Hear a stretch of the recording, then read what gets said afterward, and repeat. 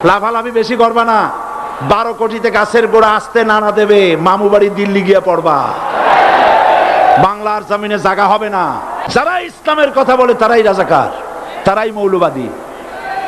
মৌলবাদী বললে আমরা অসন্তুষ্ট হই না, কারণ মৌলবাদী শব্দটা আসছে মূল থেকে। মৌল শব্দ এসেছে মূল থেকে।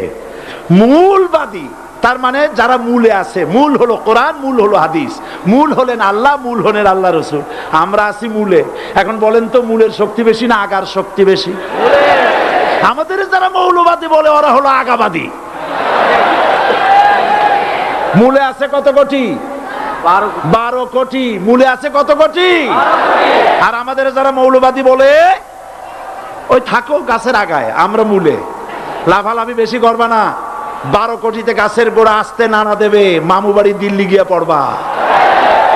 বাংলার জমিনে জায়গা হবে না, এ কথা বিশ্বাস করো।